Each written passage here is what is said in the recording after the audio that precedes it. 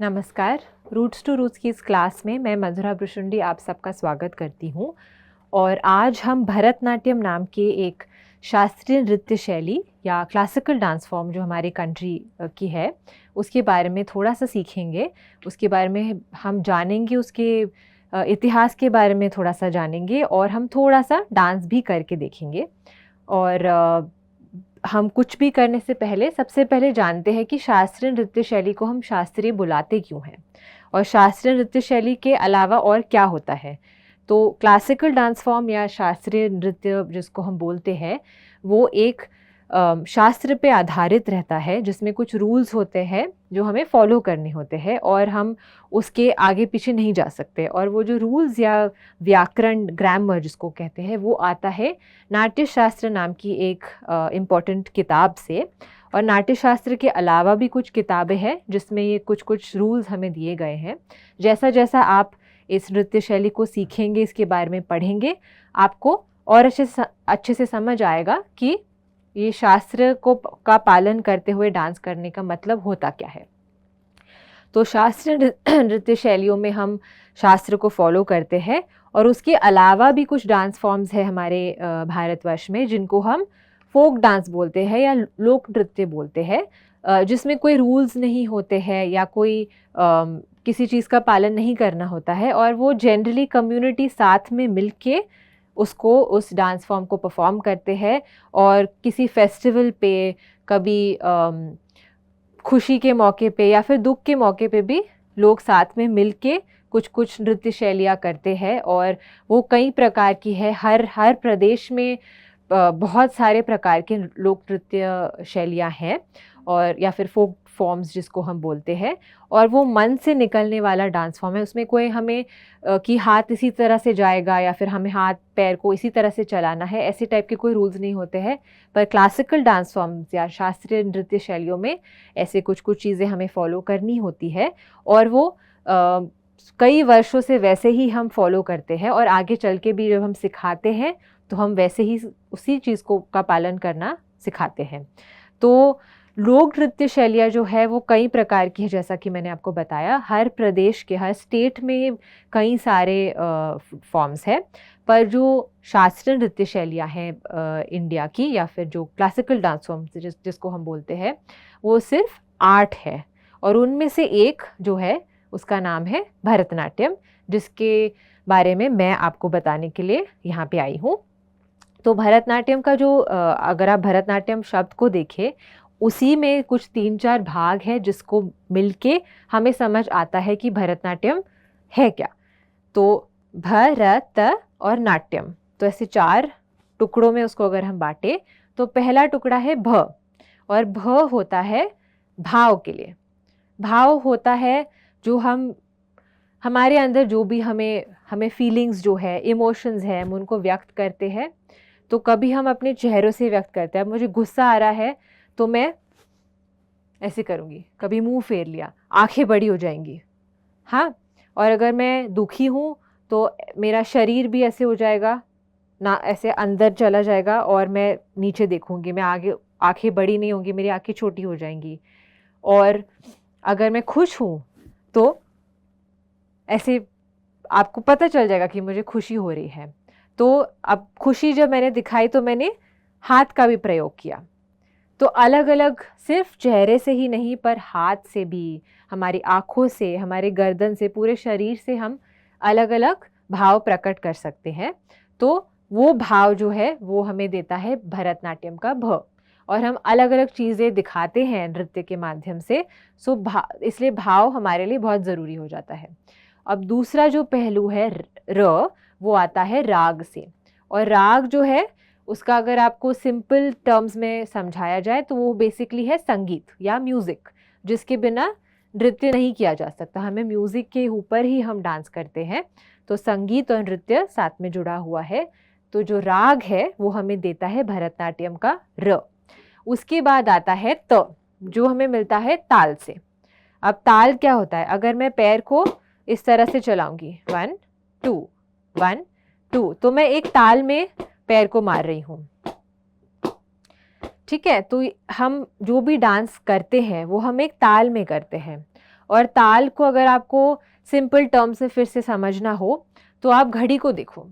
घड़ी का जो काटा है वो एक तरीके से ही चलता है। 1 सेकंड हमेशा 1 सेकंड जितना ही होगा, कभी बड़ा कभी छोटा नहीं रहेगा। तो वो जो है घड़ी का जो काटा है वो एक ताल में चल रहा है, हमेशा एक समान। अगर आप देखो तो अगर आप दिल की धड़कन को ले लो, दिल की जो धड़कन है वो भी एक ताल में चल रही है ना। अगर आप हाथ रखो यहाँ पे और सुनो अपने दिल की धड़कन को तो वो भी एक ताल में चलता है। तो ताल हमारे आसपास हर जगह पे है, उसी ताल पे हम डांस करते हैं। तो ताल भी हमारे लिए बहुत महत्वपूर्ण है। सो हमें का जो जो है वो हमें मिलता है ताल से। तो भाव, राग, ताल, ये तीनों साथ में मिलके डांस बनाते हैं। और डांस, नाट्यम जो है उसका अर्थ डांस मान लेते हैं। तो भ, र, त, भाव, राग, ताल और नाट्यम मतलब डांस। तो इन तीनों चीजों को मिला के हम भरतनाट्यम को समझ सकते हैं। ये समझ आ गया सबको? भ, र, त याद रखोगे सब लोग? अब आप लोग मुझे एक बात बताओ, आप सबको पता है कि तमिलनाडु कहाँ पे है? जो एक स्टेट है हमारे कंट्री का, भारत का, वो कहाँ पे है? तमिलनाडु जानते हो आप लोग? देखा है अपने इंडिया का मैप देखा है? यस, पता है तमिलनाडु कहाँ है? साउथ इंडिया में।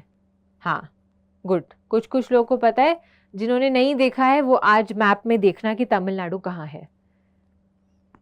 ठीक है, तो भरतनाट्यम जो नृत्य शैली है वो उसी प्रदेश से आई है, तमिलनाडु से आई है। अब तो हम लोग यहाँ पे ऑनलाइन सीख रहे हैं, अलग अलग शहरों में बैठ के आप लोग सीख रहे हो। तो अब तमिलनाडु से बाहर जाके हर जगह फैल गया है ये डांस फॉर्म। और इंडिया ही नहीं, इंडिया से बाहर भी लोग सीखते हैं, सिखाते हैं और परफॉर्म करते हैं। तो तमिल पर जो उसका शुरुआत जो उसकी हुई थी वो तमिलनाडु से हुई थी और तमिलनाडु की मंदिरों से हुई थी। तो मंदिरों में देवदासियां हुआ करती थी जो नृत्य के माध्यम से अपनी भक्ति व्यक्त करती थी। तो उन देवदासियों ने ही इस डांस फॉर्म को उसका पहला रूप दिया। फिर धीरे धीरे करके हजारों वर्षों से ये चलता आ रहा डांस फॉर्म है, धीरे धीरे उसका रूप बदला। जैसे जैसे टाइम आगे चलता है कुछ कुछ बदलाव आते हैं, पर उसका जो बेसिक कुछ कुछ चीज़ें, स्ट्रक्चर्स है वो सेम रही हैं। तो अब वो टेम्पल में मंदिरों में किया जो जाता था डांस फॉर्म, वो अब हर जगह किया जाता है। और पहले वहाँ पे डांस जो करते थे उसमें तमिल जो भाषा है, तमिलनाडु की जो भाषा है उसमें ज़्यादातर किया जाता था या संस्कृत में किया जाता था। अब आप हिंदी पोएम पे, इंग्लिश पोएम पे भी आप देखेंगे कि लोग भरतनाट्यम करते हैं। तो हर जगह उसका प्रचार हो गया है, फैल गया है और अब अलग अलग लोग उसको सीखते हैं और अपने तरीके से उसको आगे लेके जा रहे हैं। और आप लोग भी सीखने आए हो, है ना? तो अब जब डांस हम सीखते हैं तो उसके लिए हमें थोड़ा अपने डांस को, अपनी बॉडी को, अपने शरीर को तैयार करना पड़ता है। तो तैयार हम कैसे करते हैं? हम थोड़े से स्ट्रेचेस करेंगे, थोड़े से वार्म अप्स करेंगे, थोड़े से एक्सरसाइजेस करेंगे। ठीक है, तो अपनी ही जगह पे इस तरह से जंप करो, जंप जंप। बॉडी को हमें तैयार करना है डांस के लिए। वेरी गुड, करो करो, सब करो, सब ऊपर नीचे जाते हुए दिखने चाहिए मुझे। Good good good, very good.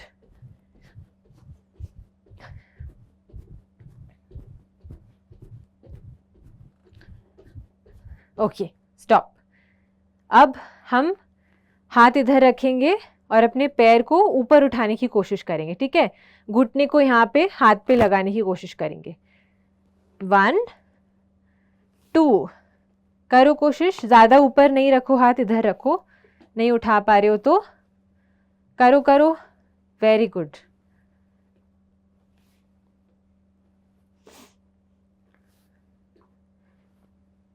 Okay, good. अब हाथ को इस तरह से ऊपर लेके जाओ। वो वाला एक्सरसाइज हो गया, अब दूसरा कर रहे हैं। हाथ ऊपर और धीरे से साइड की तरफ जाओ, स्ट्रेच करो, फिर दूसरी तरफ और एक बार राइट, फिर लेफ्ट, राइट लेफ्ट, और फिर ऊपर खींचो और अब अपने टोज पे ऊपर जाना है हमें, up down up down, very good, up down up down, और एक बार अप एंड डाउन। धीरे से हाथ को इस तरह से नीचे लेके आओ। ठीक है, आज के लिए हम वार्म अप्स इतने ही करेंगे, एक्सरसाइजेस इतने ही करेंगे। तो जब हम भरतनाट्यम सीखना शुरू करते हैं, कोई भी शास्त्रीय नृत्य शैली सीखना शुरू करते हैं, हमें सबसे पहले जो चीज़ सिखाई जाती है वो है भूमि प्रणाम, या जिसको हम नमस्कार बोलते हैं। और वो हम क्यों करते हैं? अगर आप लोगों ने क्लासिकल डांस फॉर्म देखा है, जिसने उनको पता होगा कि हम पैर मारते हैं अपने ज़मीन पे, और जिन्होंने नहीं देखा है उनके लिए मैं छोटा सा डेमोन्स्ट्रेशन करूँगी एक मूवमेंट का जो हम भरतनाट्यम में करते हैं। आप देखना उसमें कि मैं पैर को किस तरह से उठा के ज़ोर से ज़मीन पे मार रही हूँ। ठीक है, 1 2 3 स्टार्ट, 1 2 3, करना नहीं है इसको, आप बस देखना है, 1 2 3 4। तो भरतनाट्यम का एक स्टेप है ये, मैंने बस आपको डेमोन्स्ट्रेशन करके दिखाया है। अब इसमें आपने देखा मैं पैर को उठा के ज़ोर से ज़मीन पे मार रही थी, है कि नहीं? वो सब देखा सबने? पैर मारते हुए देखा मुझे? यस। तो जब आप लोग जब रोज़ ज़मीन पे चलते हो, या कभी बॉल ज़ोर से फेंक के मारते हो, या कभी गुस्से में चीज़ें ज़मीन पे फेंकते हो, तो उस समय कभी सोचते हो कि ज़मीन को भी लगती होगी? आप जब ज़ोर से भाग रहे हो या फिर बॉल फेंक रहे हो तो ज़मीन को भी तो लगती होगी, सोचा नहीं होगा किसी ने इसके बारे में। अब जब हम डांस करते हैं तब हम इतनी देर के लिए इतने ज़ोर से ज़मीन को मारते हैं, तो हमें सॉरी बोलना तो बनता है हमारा, है कि नहीं?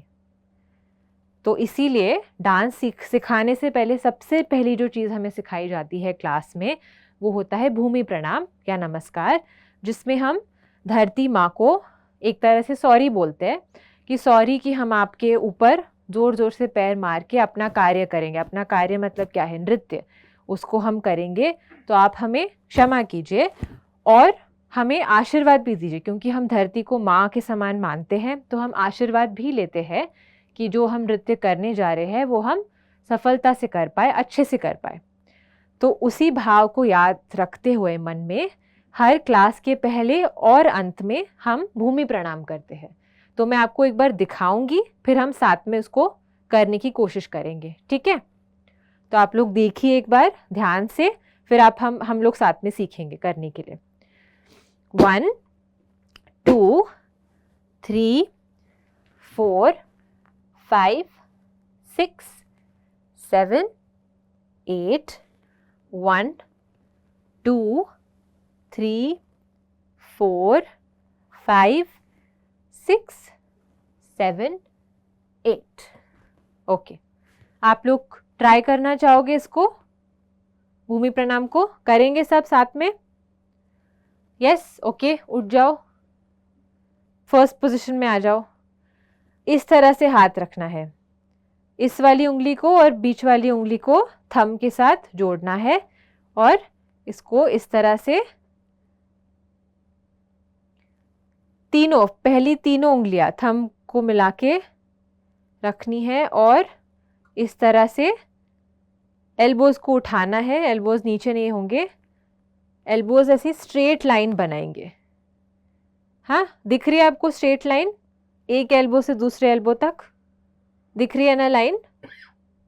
आप लोग भी इस तरह से लाइन बनाओ। Very good. अब हम राइट पैर मारेंगे, फिर लेफ्ट पैर मारेंगे, तो आप लोग सब साथ में करो 1 and 2। ठीक है, सबने किया? Very good. अब हम ये हंसता, जिसको हम बोलते हैं थम्स अप, है कि नहीं? थम्स अप बोलते हैं ना इसको। अब ये हमारे कंधों के ऊपर होगा, फिर हम इसको घुमाते हुए पैर को खोलेंगे और फिर धीरे धीरे नीचे बैठेंगे। बैठो आप लोग सब, वेरी गुड। और इसमें घुटने साइड में होंगे, फिर हाथ को इस तरह से रखना है, हमारे थंब को इधर लेके जाना है, फिर हम एक बार यहाँ पे छुएंगे धरती को, फिर यहाँ पे, और जिस तरह हम आशीर्वाद लेते हैं बड़ों का वैसे ही आंखों पे लगाएंगे हाथ, फिर हाथ को इस तरह से खोलेंगे और फिर धीरे धीरे उठेंगे सीधा खड़े होके, और फिर 1 2 3 ये 3 नमस्कार हम भूमि को तो प्रणाम करते ही है, उसके अलावा 3 नमस्कार करते हैं। अब इन 3 नमस्कार ऐसे ही नहीं करते हैं, मज़े के लिए नहीं करते हैं, उन तीनों का अपना अपना मतलब है।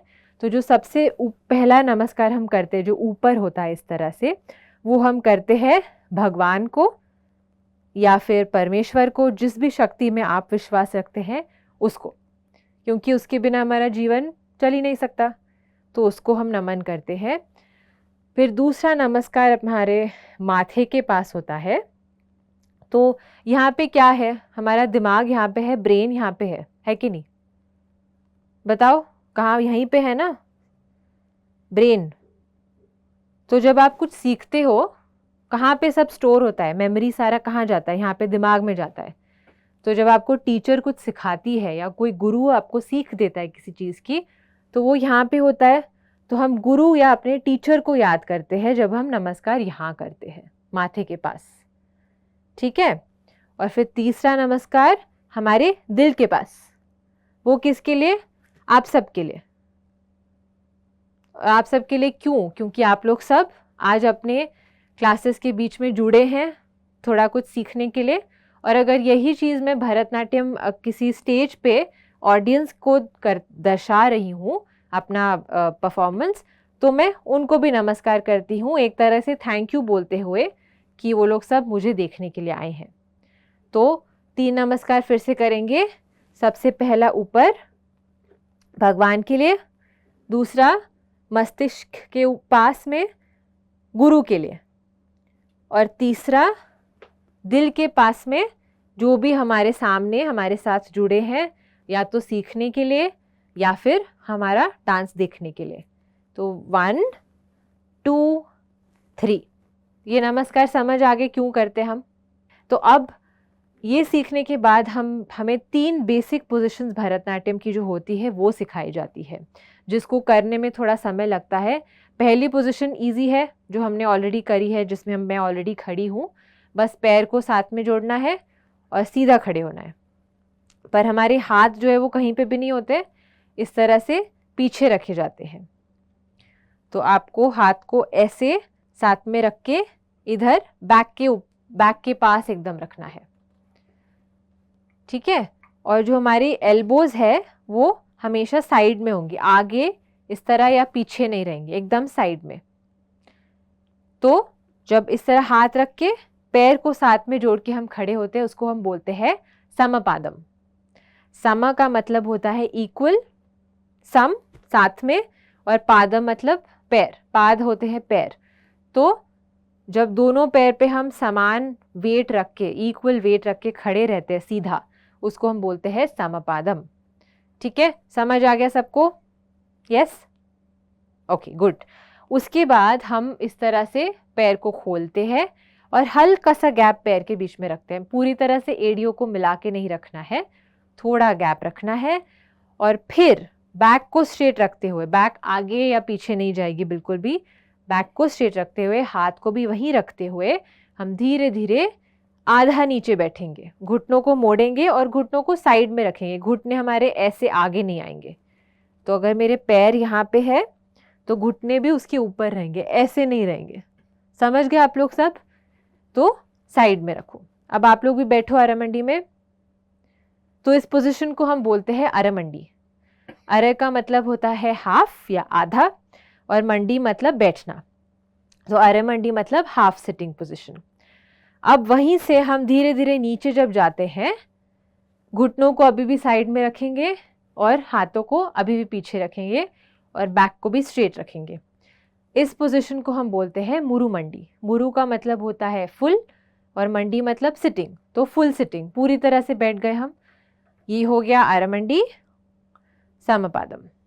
एक बार फिर से धीरे धीरे करेंगे। हाथ पीछे रखो, बैक को स्ट्रेट रखो। समपादम, अरमंडी, वेरी गुड, और मुरुमंडी,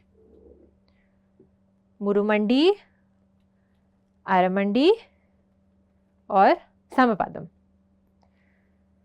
ठीक है, आप लोग सब समझ गए इसको, तीनों पोजीशंस को? यस। अब हमारी जो दिक्कत है ना डांस में कहाँ पे आती है कि हमें इस पोजीशन में बैठना तो है ही, अब इसमें हमें डांस भी करना है। आपको मैंने एक स्टेप करके दिखाया था, ये वाला, इसमें मैं इसी पोजीशन में डांस कर रही हूँ। तो इस पोजीशन में बैठ के डांस करना मुश्किल है, उसको करने में बहुत टाइम लगता है। और कुछ महीनों तक जब हम बच्चों को सिखाते हैं, छोटे बच्चों को, तो हम सिर्फ इस पोजीशन में बैठने के लिए उनको सिखाते हैं, उसके बाद हम उसमें स्टेप्स करना सिखाते हैं। तो आप लोग, क्योंकि आज पहली ही क्लास है, हम डांस स्टेप तो नहीं सीखेंगे, हम अरमंडी पोजीशन में 10 सेकेंड्स के लिए बैठ सकते हैं बिना ज़्यादा हिले डुले। तो बैक को स्ट्रेट रखना है और सीधा बैठना है नीचे, और घुटनों को साइड में रखना है। आप लोग सब ट्राई करना चाहोगे? यस, नो, ओके, ठीक है। अगर थोड़ा सा दर्द हो रहा हो तो उसको सहना है, ठीक है, दर्द सहन करना पड़ेगा, क्योंकि तभी आपकी शरीर को आदत होगी इस पोजीशन की। अगर थोड़ा सा दर्द होते ही उठ गए ना तो कभी भी नहीं कर पाओगे डांस। तो हम कोशिश करते हैं, हम लोग साथ में करते हैं। 10 सेकेंड्स के लिए बैठेंगे आज की क्लास में।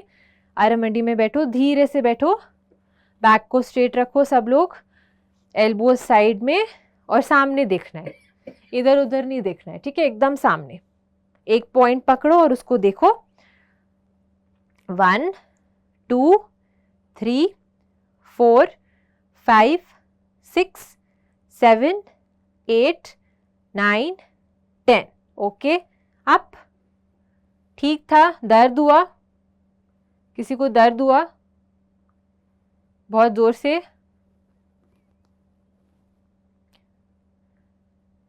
हुआ कि नहीं हुआ?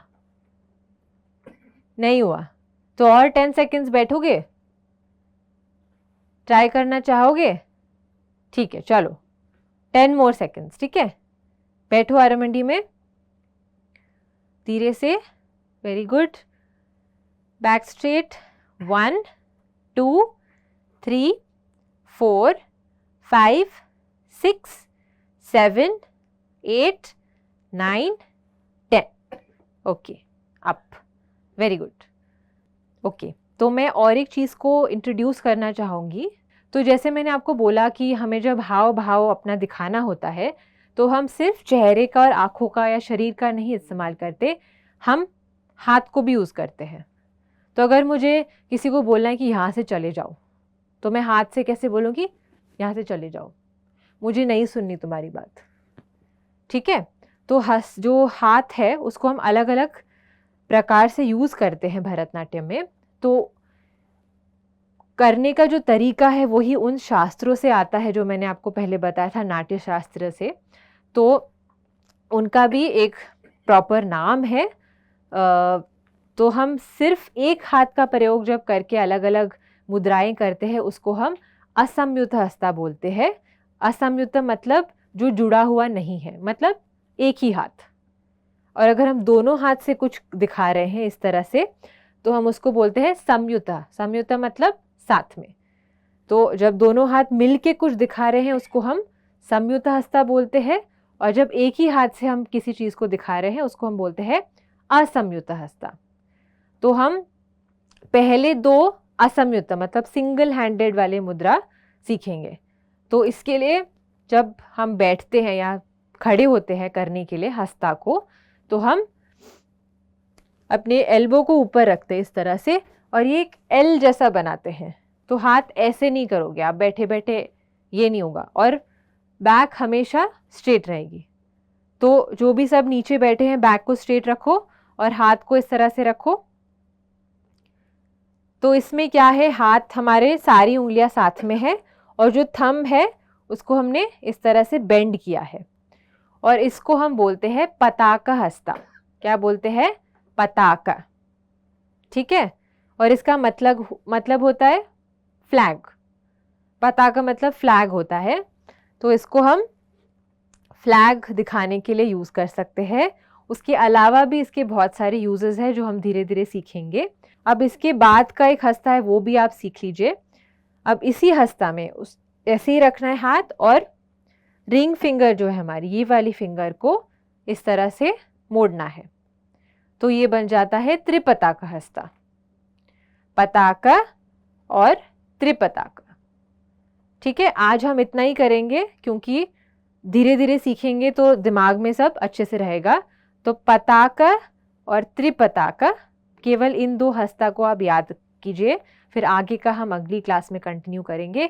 और जो बेसिक पोजीशंस है भरतनाट्यम की, समपादम, अरमंडी और मुरुमंडी, और जो नमस्कार है क्यों हम करते हैं, उसके पीछे का अर्थ क्या है और कैसे किया जाता है, वो आप लोग प्रैक्टिस कीजिएगा। और अब हम क्लास को यहीं पे समाप्त करेंगे नमस्कार करते हुए। 1 2 3 4 5 6 7 8 1 2 3 4 5 6 7 8